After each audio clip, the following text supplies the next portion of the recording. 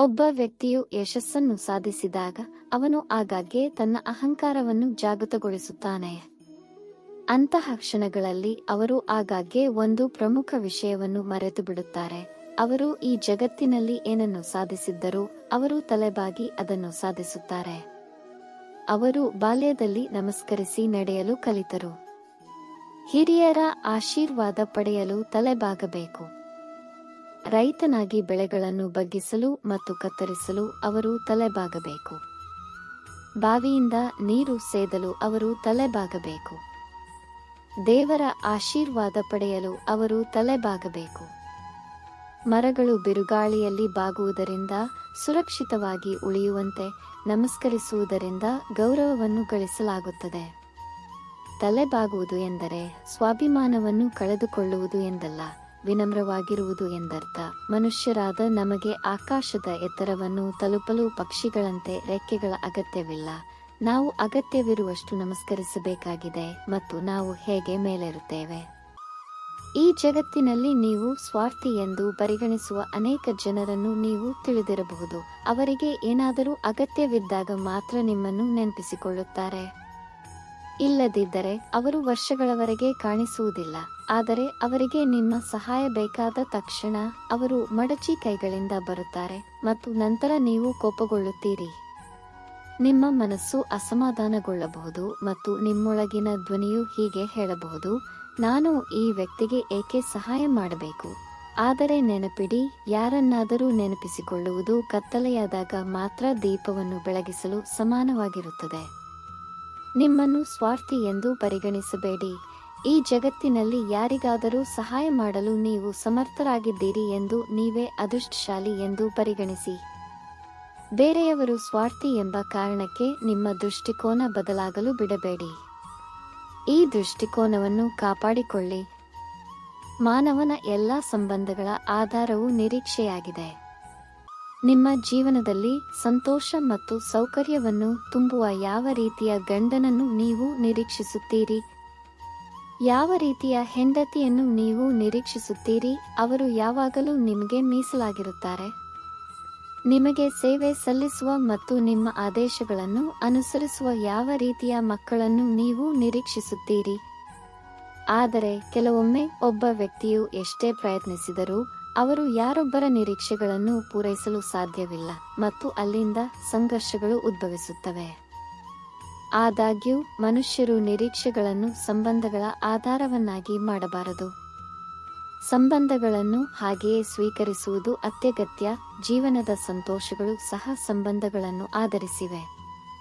ಯಾವುದೇ ಘಟನೆಯಲ್ಲಿ ಅನ್ಯಾಯದ ಅನುಭವವಿದ್ದರೆ ಆ ಘಟನೆಯು ಅದರ ಅಡಿಪಾಯವನ್ನು ಅಲುಗಾಡಿಸುತ್ತದೆ ಮತ್ತು ಇಡೀ ಜಗತ್ತು ಅದನ್ನು ತನ್ನ ಶತ್ರು ಎಂದು ಗ್ರಹಿಸುತ್ತದೆ.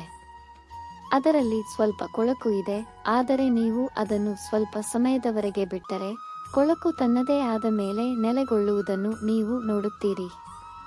ಅದೇ ರೀತಿ ನಮ್ಮ ಜೀವನದಲ್ಲಿ ಸಮಸ್ಯೆ ಇದ್ದಾಗ ಮತ್ತು ಅಶಾಂತಿ ಉಂಟಾದಾಗ ನಾವು ಅಸಮಾಧಾನಗೊಳ್ಳುವ ಮೂಲಕ ಅಥವಾ ತೃಪ್ತಿಯನ್ನು ಕಳೆದುಕೊಳ್ಳುವ ಮೂಲಕ ಪರಿಹಾರವನ್ನು ಕಂಡುಕೊಳ್ಳುವುದಿಲ್ಲ. ಶಾಂತಿಯುತವಾಗಿ ಆಲೋಚಿಸಿ ಮತ್ತು ನೀವು ಪರಿಹಾರವನ್ನು ಕಂಡುಕೊಳ್ಳುವಿರಿ. ನೆನಪಿಡಿ, ತಾಳ್ಮೆ ಮತ್ತು ಸಂತೃಪ್ತಿಯಿಂದ ಶಾಂತವಾಗಿ ಯೋಚಿಸಿ. ಎಷ್ಟೇ ದೊಡ್ಡ ಸಮಸ್ಯೆಯಾಗಿದ್ದರೂ ಅದರ ಪರಿಹಾರವು ಖಂಡಿತವಾಗಿಯೂ ಕಂಡುಬರುತ್ತದೆ. ಏಕೆಂದರೆ ಅಶಾಂತಿಯ ಸಲಹೆ ಶಾಂತಿ ಮಾತ್ರ. ರಾಧೆ ರಾಧೆ. ಸಮಯ ಹೇಳುತ್ತದೆ, ಅದರ ಸಮಯಕ್ಕಿಂತ ಮೊದಲು ಏನೂ ಆಗುವುದಿಲ್ಲ. ಪ್ರತಿಯೊಂದು ಘಟನೆಗೂ ಅದರ ಸಮಯವಿದೆ. ಸೂರ್ಯೋದಯಕ್ಕೆ ಮೊದಲು ಒಂದು ಸಮಯವಿದೆ ಮತ್ತು ಸೂರ್ಯಾಸ್ತದ ಮೊದಲು ಒಂದು ಸಮಯವಿದೆ. ಹೂವುಗಳು ಅರಳುವ ಮೊದಲು ಒಂದು ಸಮಯವಿದೆ. ಆದರೆ ಒಂದು ವಿಷಯವನ್ನು ಪರಿಗಣಿಸಬೇಕು, ಮಳೆ ಬರುವ ಮೊದಲು ರೈತರು ಭೂಮಿಯನ್ನು ಉಳುಮೆ ಮಾಡಿ ಬೀಜಗಳನ್ನು ಬಿತ್ತದಿದ್ದರೆ ಬೆಳೆಗಳು ಬೆಳೆಯುತ್ತವೆಯೇ? ಯೋಧನು ಯುದ್ಧದ ಮೊದಲು ತನ್ನ ಶಸ್ತ್ರಾಸ್ತ್ರಗಳನ್ನು ಪರೀಕ್ಷಿಸದಿದ್ದರೆ ಅವನು ಹೇಗೆ ಹೋರಾಡುತ್ತಾನೆ? ಇದರರ್ಥ ನಿಮ್ಮ ಸಮಯವು ಅದು ಬಯಸಿದಾಗ ಬರುತ್ತದೆ. ಆದರೆ ಅಲ್ಲಿಯವರೆಗೆ ಅದಕ್ಕಾಗಿ ನಿಮ್ಮನ್ನು ಸಿದ್ಧಪಡಿಸುವುದು ಅತ್ಯಗತ್ಯ. ಏಕೆಂದರೆ ಈ ಅವಕಾಶ, ಈ ಪದವು ಹೇಳಲು ಚಿಕ್ಕದಾಗಿದೆ, ಆದರೆ ಅದು ಸ್ವಲ್ಪ ಸಮಯಕ್ಕೆ ಬರುತ್ತದೆ ಮತ್ತು ನಂತರ ಅದು ಇಲ್ಲವಾಗುತ್ತದೆ. ಈಗ ಅವಕಾಶವು ನಿಮಗೆ ಬಂದರೆ ಮತ್ತು ನೀವು ಅದಕ್ಕೆ ಸಿದ್ಧರಾಗಿರದಿದ್ದರೆ ನೀವು ಹೇಗೆ ಯಶಸ್ವಿಯಾಗುತ್ತೀರಿ? ಸರಿಯಾದ ಸಮಯಕ್ಕಾಗಿ ಕಾಯಿರಿ, ಆ ಅವಕಾಶಕ್ಕಾಗಿ ಕಾಯಿರಿ, ಆದರೆ ಅಲ್ಲಿಯವರೆಗೆ ನಿಮ್ಮನ್ನು ಸಮರ್ಥವಾಗಿಸಲು ನಿರಂತರವಾಗಿ ಪ್ರಯತ್ನಗಳನ್ನು ಮಾಡಿ, ಏಕೆಂದರೆ ಯಶಸ್ಸು ನಿಮಗಾಗಿ ಕಾಯುತ್ತಿದೆ. ಅದಕ್ಕೆ ಸಿದ್ಧರಾಗಿರಿ. ರಾಧೆ ರಾಧೆ. ಈ ಜಗತ್ತಿನಲ್ಲಿ ಮಾನವರಿಗೆ ನೀಡಿದ ಅತ್ಯಂತ ಅದ್ಭುತವಾದ ವ್ಯತ್ಯಾಸವೆಂದರೆ ಧ್ವನಿ. ಈ ಧ್ವನಿಯೇ ಮನುಷ್ಯರನ್ನು ಇತರ ಜೀವಿಗಳಿಂದ ಪ್ರತ್ಯೇಕಿಸುತ್ತದೆ. ಇದು ನಮ್ಮನ್ನು ಪರಸ್ಪರ ಸಂವಹನ ಮಾಡಲು ಕಾರಣವಾಗುತ್ತದೆ. ನಾನು ನನ್ನ ಭಾವನೆಗಳನ್ನು ಯಾರಿಗಾದರೂ ವ್ಯಕ್ತಪಡಿಸಬಹುದು ಮತ್ತು ಬೇರೆಯವರು ತಮ್ಮ ಭಾವನೆಗಳನ್ನು ನನಗೆ ವ್ಯಕ್ತಪಡಿಸಬಹುದು.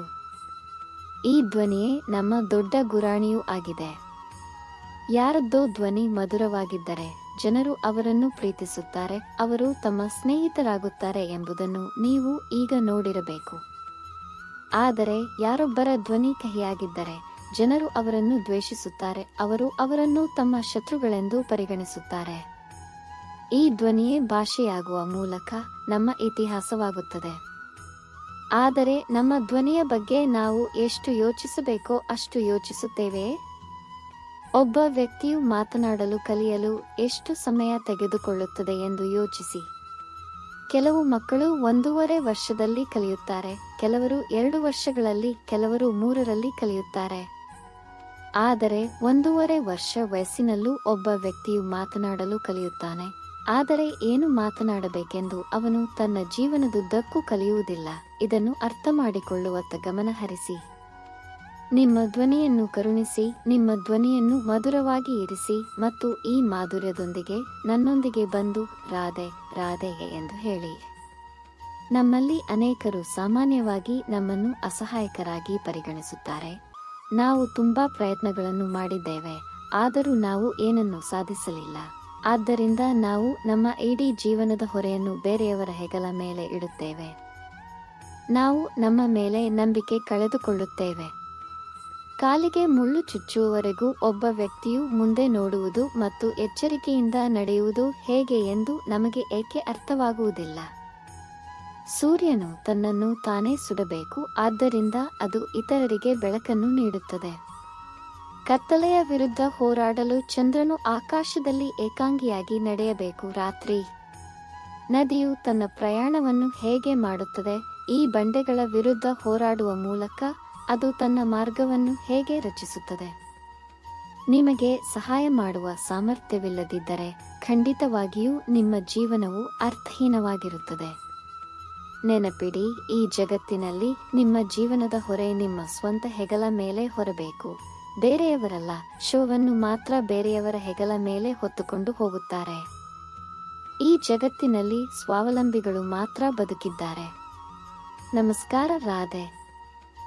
ಕುಂಬಾರನು ಪಾತ್ರೆಯನ್ನು ರೂಪಿಸುವುದನ್ನು ನೀವು ಎಂದಾದರೂ ನೋಡಿದ್ದೀರಾ? ಮೊದಲಿಗೆ ತೇವಾಂಶವುಳ್ಳ ಜೇಡಿಮಣ್ಣು ಕೂಗುತ್ತದೆ, ನಂತರ ಅದನ್ನು ಬೆರೆಸಲಾಗುತ್ತದೆ, ನಂತರ ಅದನ್ನು ಚಕ್ರದ ಮೇಲೆ ಇರಿಸಲಾಗುತ್ತದೆ, ಸರಿಯಾದ ಆಕಾರವನ್ನು ನೀಡುತ್ತದೆ. ಆಕಾರವು ಸರಿಯಾಗಿಲ್ಲದಿದ್ದರೆ ಅದನ್ನು ತಕ್ಷಣವೇ ಸರಿಪಡಿಸಲಾಗುತ್ತದೆ, ಏಕೆಂದರೆ ಅದನ್ನು ಬೆಂಕಿಯಲ್ಲಿ ಇರಿಸಿ ಮತ್ತು ಬೇಯಿಸಿದ ನಂತರ ಅದರ ಆಕಾರವನ್ನು ಬದಲಾಯಿಸಲಾಗುವುದಿಲ್ಲ. ಇಲ್ಲಿ ಎಲ್ಲಾ ಪೋಷಕರಿಗೆ ಪಾಠವಿದೆ. ಅವರು ತಮ್ಮ ಮಕ್ಕಳಿಗೆ ಸಮಯಕ್ಕೆ ಅನುಗುಣವಾಗಿ ಉತ್ತಮ ಪಾಲನೆಯನ್ನು ನೀಡಬೇಕು. ಪಾಲಕರು ಎಂದಿಗೂ ತಮ್ಮ ಮಗುವಿನ ಹಣೆಬರಹವಾಗಲು ಪ್ರಯತ್ನಿಸಬಾರದು, ಆದರೆ ಯಾವಾಗಲೂ ಅವರಿಗೆ ಸರಿಯಾದ ದಿಕ್ಕನ್ನು ತೋರಿಸಲು ಪ್ರಯತ್ನಿಸಬೇಕು. ಕೆಲವೊಮ್ಮೆ ಸೌಮ್ಯತೆಯಿಂದ, ಕೆಲವೊಮ್ಮೆ ಪ್ರೀತಿಯಿಂದ ಮತ್ತು ಕೆಲವೊಮ್ಮೆ ದೃಢತೆಯಿಂದ ಅವರ ಜೀವನ ಮತ್ತು ವ್ಯಕ್ತಿತ್ವವನ್ನು ರೂಪಿಸಲು. ಒಂದು ಪಾತ್ರೆಯನ್ನು ಒಮ್ಮೆ ಬೇಯಿಸಿದರೆ ಅದರ ಆಕಾರವನ್ನು ಬದಲಾಯಿಸಲಾಗುವುದಿಲ್ಲ. ಹಾಗೆಯೇ ಬೆಳೆದ ನಂತರ ಮಗುವಿನ ಪಾಲನೆಯನ್ನು ಬದಲಾಯಿಸಲಾಗುವುದಿಲ್ಲ. ರಾಧೆ ರಾಧೆ. ನೆನಪಿರಲಿ, ಬಳ್ಳಿಗೆ ನಿಲ್ಲಲು ದೇವರು ಆಸರೆ ಕೊಡಲಿಲ್ಲ, ಅವನು ಮರಕ್ಕೆ ಬಲವನ್ನು ಕೊಟ್ಟನು. ಅದಕ್ಕಾಗಿಯೇ ಬಳ್ಳಿಯು ಮರದ ಆಸರೆಯನ್ನು ತೆಗೆದುಕೊಂಡು ಬೆಳೆಯುತ್ತದೆ. ಈಗ 2 ವಿಧದ ಬಳ್ಳಿಗಳಿವೆ. ಒಂದು ಈ ಮರದ ಮೇಲೆ ಹೂವುಗಳನ್ನು ಅರಳಿಸುತ್ತದೆ, ಸ್ವತಃ ಹಾಡುತ್ತದೆ ಮತ್ತು ಸ್ವತಃ ಸುಂದರವಾಗಿ ಕಾಣುತ್ತದೆ. ಮರವು ಸುಂದರವಾಗಿರುತ್ತದೆ. ಇನ್ನೊಂದು ಮರವನ್ನು ಸಂಪೂರ್ಣವಾಗಿ ಒಣಗಿಸಿ ಅದರ ಜೀವಶಕ್ತಿಯನ್ನು ಹೀರಿಕೊಂಡು ಅಂತಿಮವಾಗಿ ಸ್ವತಃ ಒಣಗಿ ಹೋಗುತ್ತದೆ. ನೆನಪಿಡಿ, ಯಾರಾದರೂ ಯಾವಾಗಲೂ ನಿಮ್ಮ ಪಕ್ಕದಲ್ಲಿ ನಿಂತಿದ್ದರೆ, ಯಾವಾಗಲೂ ನಿಮ್ಮನ್ನು ಬೆಂಬಲಿಸುತ್ತಿದ್ದರೆ, ಯಾವಾಗಲೂ ನಿಮಗೆ ಸಹಾಯ ಮಾಡಿದರೆ ಮತ್ತು ನೀವು ಅವರಿಗೆ ದ್ರೋಹ ಮಾಡಿದರೆ ನಿಮ್ಮ ಅವನತಿ ಖಚಿತ. ಅದನ್ನು ಎಂದಿಗೂ ಮಾಡಬೇಡಿ. ಅಂತಹ ಜನರಿಗೆ ಯಾವಾಗಲೂ ಪ್ರೀತಿ, ಗೌರವ ಮತ್ತು ಸಂತೋಷವನ್ನು ನೀಡಿ. ರಾಧೆ ರಾಧೆ. ಸಂಗೀತ. ರಾಧೆ, ಈ ಸಸ್ಯವನ್ನು ಭೇಟಿ ಮಾಡೋಣ. ಈ ಸಸ್ಯವು ನನಗೆ ತುಂಬಾ ಪ್ರಿಯವಾಗಿದೆ. ನಾನು ಈ ಸಸ್ಯವನ್ನು ತುಂಬಾ ಪ್ರೀತಿಸುತ್ತೇನೆ. ಈಗ ಯೋಚಿಸಿ, ಈ ಪ್ರೀತಿಯಲ್ಲಿ ದಿನಕ್ಕೆ 5-6 ಬಾರಿ ನೀರು ಹಾಕಿದರೆ ಅದು ಚೆನ್ನಾಗಿ ಬೆಳೆಯುತ್ತದೆಯೇ? ಅದಕ್ಕೆ ಶುಭವಾಗುತ್ತದೆ? ಇಲ್ಲ, ಅದರ ಬೇರುಗಳು ಕೊಳೆಯುತ್ತವೆ. ಅದರ ಬೇರುಗಳಲ್ಲಿ ಒಣಗಿಸುವ ಶಕ್ತಿಯು ಕೊನೆಗೊಳ್ಳುತ್ತದೆ ಮತ್ತು ಅಂತಿಮವಾಗಿ ಅದು ಒಣಗಿ ಹೋಗುತ್ತದೆ. ಹಾಗಾದರೆ ಏನು ಅಗತ್ಯ? ಸರಿಯಾದ ಪ್ರಮಾಣದಲ್ಲಿ ನೀರು ಹಾಕುವುದು ಅವಶ್ಯಕ. ಸರಿಯಾದ ಸಮಯದಲ್ಲಿ ನೀರು ಹಾಕುವುದು ಅವಶ್ಯಕ. ಸೂರ್ಯನ ಶಾಖವನ್ನು ಸಹಿಸಿಕೊಳ್ಳುವುದು ಅವಶ್ಯಕ. ಪ್ರತಿಯೊಂದು ಕ್ರಿಯೆಯೂ ಮಿತಿಯಲ್ಲಿರುವುದು ಅವಶ್ಯಕ. ಈಗ ಇದು ಹೆಚ್ಚಿನ ಪೋಷಕರು ಮಾಡುವ ತಪ್ಪು. ಅವರು ತಮ್ಮ ಮಕ್ಕಳನ್ನು ತುಂಬಾ ಪ್ರೀತಿಸುತ್ತಾರೆ ಮತ್ತು ಅವರ ಎಲ್ಲ ಅಗತ್ಯಗಳನ್ನು ಪೂರೈಸುತ್ತಾರೆ. ಅವರು ಅವರಿಗೆ ಎಲ್ಲವನ್ನೂ ನೀಡುತ್ತಾರೆ ಮತ್ತು ಅವರಿಗಾಗಿ ಎಲ್ಲವನ್ನೂ ಮಾಡುತ್ತಾರೆ ಮತ್ತು ಹಾಗೆ ಮಾಡುವುದರಿಂದ ಅವರೇ ಮಗುವಿನ ಬೆಳವಣಿಗೆಯಲ್ಲಿ ಅಡಚಣೆಯಾಗುತ್ತಾರೆ. ಈ ತಪ್ಪನ್ನು ಎಂದಿಗೂ ಮಾಡಬೇಡಿ. ಮಗುವಿನ ಪ್ರಯಾಣವು ಜೀವನದಲ್ಲಿ ಪ್ರಗತಿ ಸಾಧಿಸುವುದು, ಅನೇಕ ವಿಷಯಗಳನ್ನು ಕಲಿಯುವುದು ಮತ್ತು ಸ್ವಂತವಾಗಿ ಕಾರ್ಯಗಳನ್ನು ನಿರ್ವಹಿಸುವುದು. ನೆನಪಿಡುವ ಒಂದು ಪ್ರಮುಖ ವಿಷಯವನ್ನು ನಾನು ನಿಮಗೆ ಹೇಳುತ್ತೇನೆ.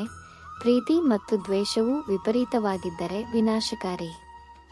ಎಲ್ಲದರಲ್ಲೂ ಸಮತೋಲನವನ್ನು ಕಾಪಾಡಿಕೊಳ್ಳಿ ಮತ್ತು ಯಾವಾಗಲೂ ನನ್ನೊಂದಿಗೆ ಪ್ರೀತಿಯಿಂದ ಇರಿ. ರಾಧೆ ರಾಧೆ. ನಾವೆಲ್ಲರೂ ದೇವಸ್ಥಾನಗಳಿಗೆ ಹೋಗಿ ದೇವರ ಮುಂದೆ ಕುಳಿತು ಕೈ ಮುಗಿದು ನಮ್ಮ ಇಷ್ಟಾರ್ಥಗಳನ್ನು ಮಾಡುತ್ತೇವೆ. ನನ್ನ ಭಕ್ತರು ತಮ್ಮ ಇಷ್ಟಾರ್ಥಗಳನ್ನು ಪೂರೈಸಲು ಮಾತ್ರ ನನ್ನ ಬಳಿಗೆ ಬರುತ್ತಾರೆ ಎಂದು ದೇವರಿಗೆ ಹೇಗೆ ಅನಿಸುತ್ತದೆ ಎಂದು ನೀವು ಎಂದಾದರೂ ಯೋಚಿಸಿದ್ದೀರಾ? ಅನೇಕ ಜನರು ದೇವಸ್ಥಾನಗಳಿಗೆ ಹೋಗಿ ತಮ್ಮ ಇಷ್ಟಾರ್ಥಗಳನ್ನು ದೇವರ ಮುಂದೆ ಇಡುತ್ತಾರೆ. ಈಗ ಅವರ ಇಷ್ಟಾರ್ಥಗಳು ಈಡೇರದಿದ್ದರೆ ನಿರಾಶರಾಗುತ್ತಾರೆ. ಇನ್ನು ಮುಂದೆ ದೇವಸ್ಥಾನಕ್ಕೆ ಹೋದಾಗಲೆಲ್ಲ ದೇವರ ಮುಂದೆ ಕೂತು ಧನ್ಯವಾದ ಹೇಳಬೇಕು. ದೇವರೇ, ನೀನು ನನಗೆ ನೀಡಿದ ಎಲ್ಲದಕ್ಕೂ ಧನ್ಯವಾದಗಳು. ನೀವು ನನಗೆ ನೀಡಿದ ಎಲ್ಲದರ ಬಗ್ಗೆ ನನಗೆ ಸಂತೋಷವಾಗಿದೆ. ಈಗ ನನ್ನ ಕ್ರಿಯೆಗಳ ಮೂಲಕ ನಾನು ಬಯಸುವ ಎಲ್ಲವನ್ನೂ ನಾನು ಹೇಗೆ ಸಾಧಿಸಬಹುದು ಎಂಬುದರ ಕುರಿತು ನನಗೆ ಮಾರ್ಗದರ್ಶನ ನೀಡಿ. ನೀವು ದೇವರನ್ನು ಕೇಳಲು ಹೋದರೆ ನೀವು ದೇವರ ಮುಂದೆ ತುಂಬಾ ಚಿಕ್ಕವರಂತೆ ಕಾಣುತ್ತೀರಿ.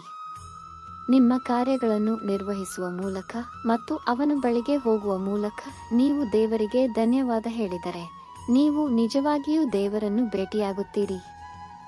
ರಾಧೆ ರಾಧೆ. ಇದು ಅದ್ಭುತ ವಿಷಯ. ನಾವು ಯಾವಾಗಲೂ ನಮ್ಮ ಹೆಸರಿನಿಂದ ಕರೆಯಲ್ಪಡುತ್ತೇವೆ. ನಮ್ಮ ಗುರುತು ಹೆಚ್ಚಾಗಿ ನಮ್ಮ ಹೆಸರಿನೊಂದಿಗೆ ಸಂಬಂಧ ಹೊಂದಿದೆ. ನಾವು ಹೊಂದಿರುವ ಹೆಸರು ಇತಿಹಾಸದಲ್ಲಿ ನಮಗಾಗಿ ಒಂದು ಸ್ಥಾನವನ್ನು ಪಡೆಯಲು ಸಹಾಯ ಮಾಡುತ್ತದೆ.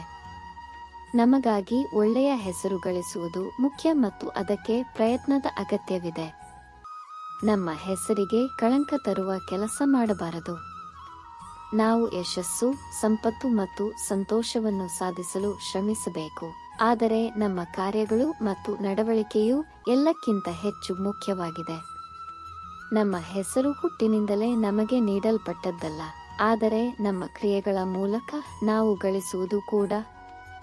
ಮನುಷ್ಯರು ವಿಚಿತ್ರ ಜೀವಿಗಳು. ನಾವು ಯಾವಾಗಲೂ ಹೋರಾಡುತ್ತೇವೆ ಮತ್ತು ಅತ್ಯುತ್ತಮವಾಗಿರಲು ಪ್ರಯತ್ನಿಸುತ್ತೇವೆ. ಎಲ್ಲರೂ ನಮಗೆ ತಲೆಬಾಗುವಂತೆ ಮಾಡಲು ಮತ್ತು ಇತರರ ಮೇಲೆ ಅಧಿಕಾರವನ್ನು ಪಡೆಯಲು ನಾವು ಪ್ರಯತ್ನಿಸುತ್ತೇವೆ. ಆದಾಗ್ಯೂ ಕೆಲವೊಮ್ಮೆ ನಾವು ಒಂದು ಪ್ರಮುಖ ವಿಷಯವನ್ನು ಮರೆತು ಬಿಡುತ್ತೇವೆ: ನಮ್ರತೆ. ಮರವು ಫಲ ನೀಡುವಾಗ ಬಾಗುವ ಹಾಗೆ ನಾವು ಸಹ ವಿನಯದಿಂದ ಇರುವುದನ್ನು ಕಲಿಯಬೇಕು. ಕೆಲವೊಮ್ಮೆ ನಾವು ಒಂದು ಗಿಡದ ಮೇಲೆ ಹೆಜ್ಜೆ ಹಾಕಿದಾಗ ಅದು ನಜ್ಜುಗುಜ್ಜಾಗುತ್ತದೆ, ಆದರೆ ನಾವು ದೂರ ಹೋದಾಗ ಅದು ಮತ್ತೆ ಎತ್ತರಕ್ಕೆ ನಿಲ್ಲುತ್ತದೆ. ಹಾಗೆಯೇ ಭಯದಿಂದ ತಲೆಬಾಗುವವರು ವಿರೋಧದ ವಿರುದ್ಧ ಮೊದಲು ನಿಲ್ಲುತ್ತಾರೆ. ಈಗ ನಾನು ನಿಮಗೆ ಒಂದು ಕಥೆಯನ್ನು ಹೇಳುತ್ತೇನೆ. ಒಮ್ಮೆ ಒಬ್ಬ ವ್ಯಕ್ತಿ ಅವರನ್ನು ಭೇಟಿಯಾಗಲು ಯಾರೂ ಬರದ ಕಾರಣ ಅವರು ತುಂಬಾ ದುಃಖಿತರಾಗಿದ್ದಾರೆಂದು ಅವರ ಬಾಗಿಲಿನ ಮೇಲೆ ಬರೆದರು. ನಂತರ ಅವರ ಸ್ನೇಹಿತ ಬಂದರು, ಪದಗಳನ್ನು ಓದಿದರು ಮತ್ತು ಇನ್ನೂ ಅವರನ್ನು ಭೇಟಿಯಾದರು. ಅವರಿಗೆ ಓದಲು ಗೊತ್ತಿಲ್ಲ, ಆದರೆ ತಮ್ಮ ಸ್ನೇಹಿತನ ನೋವನ್ನು ಅನುಭವಿಸಬಹುದು ಎಂದು ಹೇಳಿದರು. ನಿಮ್ಮ ಸಮಸ್ಯೆಗಳನ್ನು ಪರಿಹರಿಸಲು ಅಥವಾ ಅವರನ್ನು ದೂರ ಮಾಡಲು ಸಾಧ್ಯವಾಗದಿದ್ದರೂ ಸಹ ನಿಜವಾದ ಸ್ನೇಹಿತರು ಯಾವಾಗಲೂ ಇರುತ್ತಾರೆ. ಅವರು ನಿಮ್ಮ ದುಃಖವನ್ನು ಕಡಿಮೆ ಮಾಡಲು ಸಾಧ್ಯವಾಗದಿದ್ದರೂ ಸಹ ಅವರು ಬೆಂಬಲ ಮತ್ತು ಸಾಂತ್ವನವನ್ನು ನೀಡುತ್ತಾರೆ.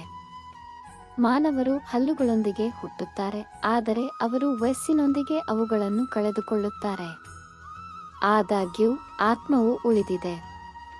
ನಿಮ್ಮ ಅಸ್ತಿತ್ವವನ್ನು ದೀರ್ಘಕಾಲ ಉಳಿಸಿಕೊಳ್ಳಲು ನೀವು ಬಯಸಿದರೆ ನೀವು ಆತ್ಮದಂತೆ ಮೃದು ಮತ್ತು ಹೊಂದಿಕೊಳ್ಳುವವರಾಗಿರಬೇಕು. ಈ ರೀತಿಯಾಗಿ ನೀವು ಯಾವುದೇ ಸವಾಲುಗಳನ್ನು ಎದುರಿಸಿದರೂ, ದುಃಖ ಅಥವಾ ಸಂತೋಷ, ನಷ್ಟ ಅಥವಾ ಲಾಭವಾಗಲಿ, ನೀವು ಸುಲಭವಾಗಿ ಮುರಿಯುವುದಿಲ್ಲ. ಜೀವನದ ಮೂಲಕ ನ್ಯಾವಿಗೇಟ್ ಮಾಡಲು ನಮಗೆ ಮಾಧ್ಯಮ ಅಥವಾ ಮಾರ್ಗ ಬೇಕು. ಕೆಲವೊಮ್ಮೆ ನಾವು ಮುಂದುವರಿಯಲು ಈ ಹಾದಿಯಲ್ಲಿ ಹಿಂದಕ್ಕೆ ತಳ್ಳಬೇಕಾಗುತ್ತದೆ. ನೀವು ಹಾಗೆ ಮಾಡುವ ಸಾಮರ್ಥ್ಯವನ್ನು ಹೊಂದಿಲ್ಲದಿದ್ದರೆ ನಿಮ್ಮ ಗಮ್ಯಸ್ಥಾನವನ್ನು ನೀವು ಎಂದಿಗೂ ತಲುಪುವುದಿಲ್ಲ. ಸತತ ಪ್ರಯತ್ನ ಮುಖ್ಯ.